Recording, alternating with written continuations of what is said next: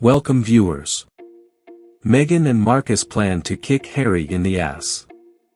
The unpleasant reality foretells the unfortunate outcome of the poor prince. Okay, everyone. So there's a very fascinating rumor going around right now concerning Meghan and Marcus Anderson. For a long time, we've heard that Harry and Meghan are no longer living together as husband and wife. Instead, they simply pretend to be together as a show of unity in order to maintain the income rolling in from contracts they signed a long time ago. It's no secret that Meghan is close to Marcus Anderson. In 2018, they traveled to Madrid with their buddy and fashion designer Meghan. They have also been to New York together and have been pictured arm in arm all over Toronto. When Meghan's social media sites were still public, they disclosed a timeline of Meghan and Marcus's connection. They have not only gone on vacation together, but she has frequently mentioned how amazing he is on her Instagram account. "What would I do without you, my loving, caring, and wonderfully entertaining friend?" she asked Marcus in a now-deleted post. "I know what would boring me and make life infinitely less exciting. I love you very much and wish you the best of days now and always XX." So it appears that Meghan continued where she left off while Harry was away. This is simply a rumor for now, but it's a strong one that's gathering traction and coming from a variety of sources. Marcus, on the other hand, has always been there, lurking somewhere in the shadows. He was the one who initially assisted Meghan in putting pressure on Harry to marry her. Doria and Marcus are also very close. Meghan appears to have waited until she had Harry in her clutches to get those extra huge veneers because the sparkling oversized Russ grin only appears to have appeared since she became a duchess. Meghan and Harry were photographed at Inskip's wedding. Meghan, this leads me to believe there was blackmail involved. Marco seemed to be overjoyed, while Harry appears to have had his life shattered. I believe he did dump her at some time, but she then crashed Skip's wedding. Meghan utilized the oldest trick in the book, faking pregnancy, and then she had blackmail.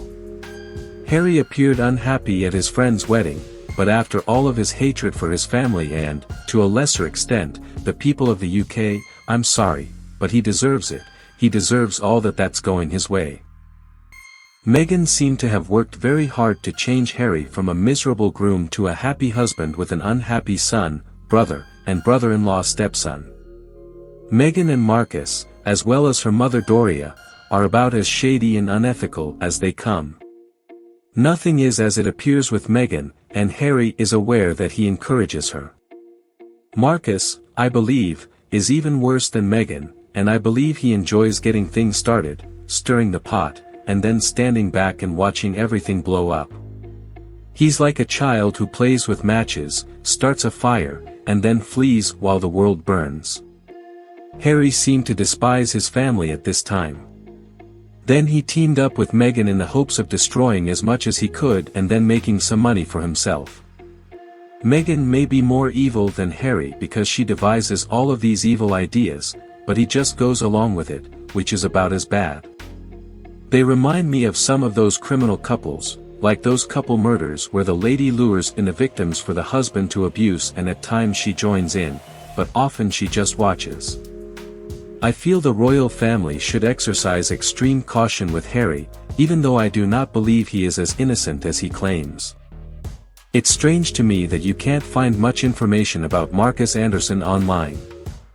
I know he's not a big star, but taking into account how important he is to Soho House and how close he's been to Meghan ever since Harry, I'd think there would at least be a Wikipedia page on this man. But there's nothing. And you're probably aware that he's the son of Prince Andrew. I can't say whether or not that's accurate, but there's something strange about this dude. I wouldn't be surprised if his real name isn't Marcus Anderson. I believe the individual is involved in some really dubious business transactions. And I believe Marcus Anderson was the one who assisted Meg in blackmailing Harry. He has been a part of this conspiracy since the beginning. So, what happens when the entire house of cards eventually collapses? Someone will have to pay the price, and I'm confident it won't be Marcus. I'm sure you all recall the photos Meghan and Markle uploaded of themselves trekking following Artificial's birthday. That weekend, Harry was in London. If Harry thinks he still has a chance to return as a senior member of his family, he's delusory. He's not divorced, but he'll never be allowed to rejoin the royal family because the harm has already been done. He's practically become the same as his uncle Edward. He's a spoiled brat with no sense of responsibility. Harry is a pariah at this point, and they're never going to let him back in. The best thing he can do at this time is stay married and keep doing what he's been doing. Even if he and Meghan divorce, he has a type, and I believe he prefers narcissistic grifters. So I'm terrified he'll wind up with someone else, like Meghan. They will never be able to return to senior working royals, even though that was the purpose of the one-year open door, which has now been closed.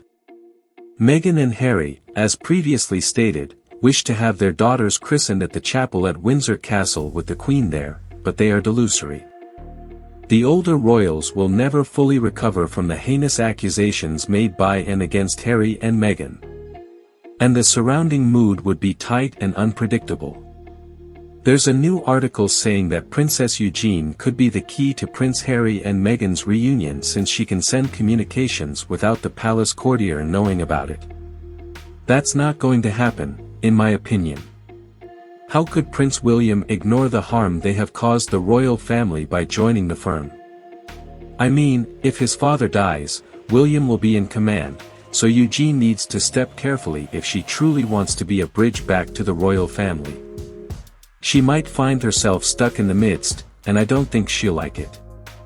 What are your thoughts on Meghan and Harry? Please share your thoughts in the comments section below if you believe my video is useful, and don't be hesitant to like, share, and subscribe. Thank you for taking the time to watch.